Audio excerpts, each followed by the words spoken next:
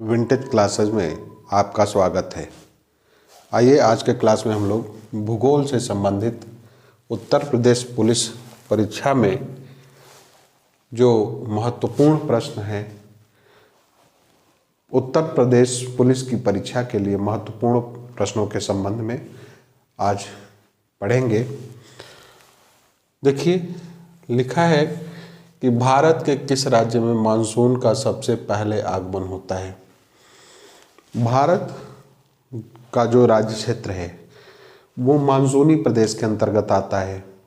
भारत में मानसून किस राज्य में सबसे पहले आता है, यह है केरल। देखिए, भारत में जो मानसून है वो सबसे पहले दक्षिण पश्चिम मानसून, अरब सागर वाला मानसून सक्रिय होता है और वह जो है 1 से 5 जून के अंदर जो है यहाँ आ जाता है केरल में। ठीक है। भारत में ग्रीष्मकाल के मानसून के प्रवाह की सामान्य दिशा। देखिए, ग्रीष्मकाल में जो मानसून उठती है, गर्मी के मौसम में जो मानसून उठती है वो किस दिशा में चलती है। ठीक है, दक्षिण पश्चिम से उत्तर पूर्व की तरफ, दक्षिण पश्चिम से उत्तर पूर्व की तरफ चलती है। दक्षिण पश्चिम से उत्तर पूर्व, अरब सागर के और हिंद सागर जो निचला भाग है हिंद सागर का, हिंद सागर में हिंद महासागर के निचले भाग से अरब सागर और दक्षिण पश्चिम से होके ऊपर उत्तर पूर्व की तरफ जाती है। भारत में मानसून की उत्पत्ति निम्नलिखित पवनों में किसके द्वारा होती है। मान लीजिए ये प्रश्न है, दक्षिण पश्चिम पवन के द्वारा, दक्षिण पश्चिम पवन के द्वारा ही भारत में मानसून की उत्पत्ति होती है। ठीक है। भारत के किस भाग में सर्वाधिक दैनिक तापांतर पाया जाता है। दैनिक तापांतर मतलब जो 24 घंटे का है दैनिक तापांतर, दिन और रात का, तो सर्वाधिक उच्च तापमान और सबसे निचला तापमान, दोनों में जो अंतर है वो सर्वाधिक कहाँ पाया जाता है, तो राजस्थान के मरुस्थलीय क्षेत्र में। तमिलनाडु में मानसून के सामान्य महीने कौन से हैं। ये पूछ रहा है कि तमिलनाडु में, दक्षिण भारत का देश है, दक्षिण भारत का बंगाल की खाड़ी से सटा हुआ राज्य तमिलनाडु है। उस तमिलनाडु में किस महीने में मानसून आता है। ठीक है, यह है नवंबर दिसंबर। किस महीने में? नवंबर और दिसंबर महीने में। भारतीय मानसून मौसमी विस्थापन से इंगित है, जिसका कारण है। देखिए, भारतीय मानसून मौसमी विस्थापन से इंगित है, मतलब मौसम के अनुसार यह बदलता रहता है, इसका क्षेत्र विस्थापित हो जाता है। इसका क्या कारण है कि स्थल और समुद्र का विभेदी तापमान। ठीक है, ये जो स्थल और समुद्र का तापमान है, उन दोनों में जो अंतर है, ठीक, उसी के कारण यह विस्थापित हो जाता है, चला जाता है। ठीक, अब जहाँ पर तापमान अधिक होगा वहाँ की वायु जो है हल्की होकर ऊपर उठ जाती है, तो उसको भरने के लिए जो भारी हवा है वो आती है। ठीक है, इस तरह से जब ये हवा चलने लगती है किधर से, जहाँ वायु गर्म है और जहाँ ठंडी है, ठंडी से गर्म की तरफ चलने लगती है। तो ऐसे ही ये जो तापमान का अंतर है ये मानसून के विस्थापन को इंगित करता है। ठीक है, भारत की सर्वाधिक वर्षा मुख्यतः प्राप्त होती है। भारत राज्य क्षेत्र में सबसे अधिक वर्षा किस मानसून से होती है। ठीक है, दक्षिण पश्चिम मानसून से। उत्तर पूर्वी मानसून से सबसे अधिक वर्षा प्राप्त होने वाला राज्य है उत्तर पूर्व मानसून। देखिए, उत्तर पूर्व मानसून क्या है कि सितंबर के महीने में 15 सितंबर के बाद मानसून लौटने लगती है। इसका कारण क्या है कि सूर्य दक्षिणायन हो जाते हैं और ITCZ, ठीक है,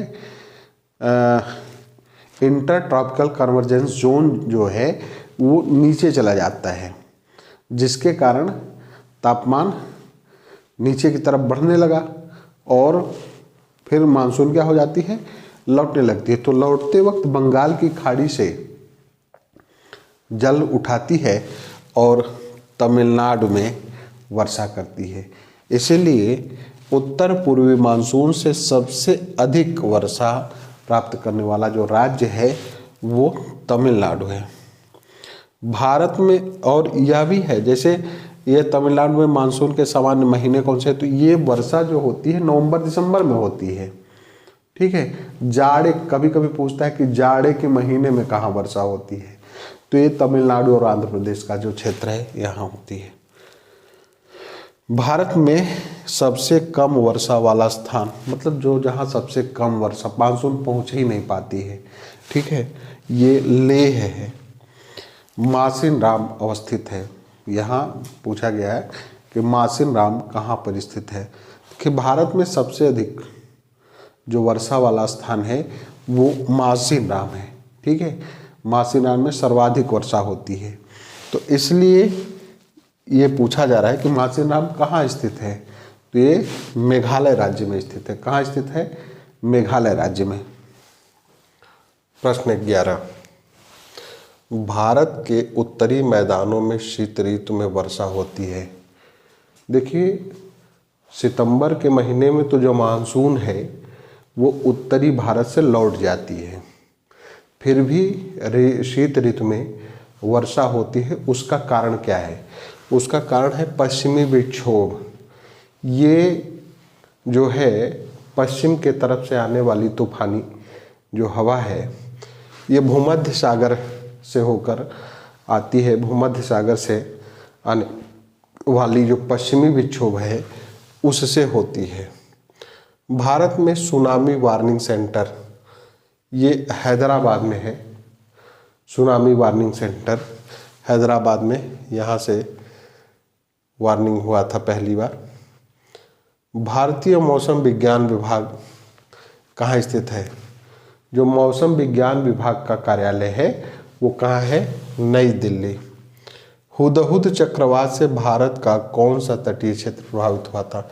देखिए, हुदहुद 2014 में बंगाल के खाड़ी में आने वाला तूफान था, चक्रवाती तूफान। इससे जो है सर्वाधिक जो तटीय क्षेत्र प्रभावित हुआ था वो आंध्र प्रदेश, ठीक है, आंध्र प्रदेश हुआ था। वैसे उड़ीसा, छत्तीसगढ़, ठीक, ये भी कुछ भाग मध्य प्रदेश का और अंडमान निकोबार द्वीप समूह भी इससे प्रभावित हुआ था, लेकिन सबसे अधिक प्रभाव किस पर पड़ा था, आंध्र प्रदेश पर। भारत का सबसे अधिक बाढ़ का ग्रस्त क्षेत्र ये मध्य क्षेत्र है, बिहार वाला। बिहार जो है सबसे अधिक बाढ़ग्रस्त क्षेत्र है। समुद्री चक्रवाती तूफान तौकते किस सागर में उत्पन्न हुआ था।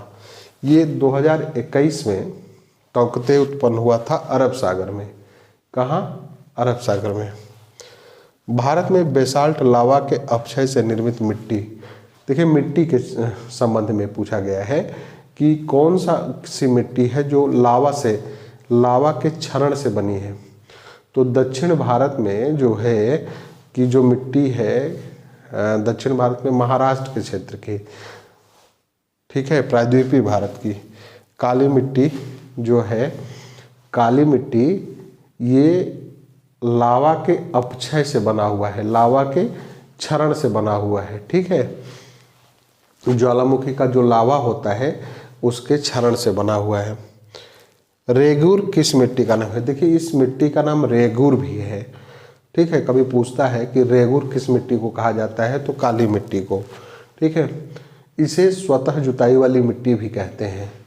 इसका कारण यह है कि यह जब जल अवशोषित कर लेता है तो जब सूखता है तो इसमें बड़ी बड़ी दरारें पड़ जाती हैं, इसलिए इसे स्वतः जुताई वाली मिट्टी भी कहते हैं। काली मिट्टी सबसे अधिक कहाँ पाई जाती है, इसका विस्तार सबसे अधिक कहाँ है, महाराष्ट्र में, ठीक है। महाराष्ट्र में। और यह जो है कपास उत्पादन के लिए बहुत ही अच्छी मिट्टी मानी जाती है। भारत में सबसे अधिक उपजाऊ मिट्टी कौन सी है? जलोढ़ मिट्टी। देखिए जलोढ़ मिट्टी ये नदियों द्वारा जो बाढ़ आती है तो अपने द्वारा लाए गए मलबे को जब नदियाँ जिन क्षेत्रों में बिछा देती हैं वो मिट्टियाँ नई हो जाती हैं। जो कट के मिट्टी आती है और बहुत सारे क्षेत्रों में बिछा दी जाती है, उससे जो मैदान का निर्माण होता है उसे जलोढ़ मिट्टी, वो जो मिट्टी होती है उसे जलोढ़ मिट्टी कहते हैं। वो भारत की सबसे अधिक उपजाऊ मिट्टी है। तो इस तरह से इन सब प्रश्नों को आप ध्यान में रखिए, क्योंकि अभी 17-18 को उत्तर प्रदेश पुलिस का जो है एग्ज़ाम होने वाला है और ये बहुत ही महत्वपूर्ण प्रश्न है जिनकी आने की संभावना बन सकती है।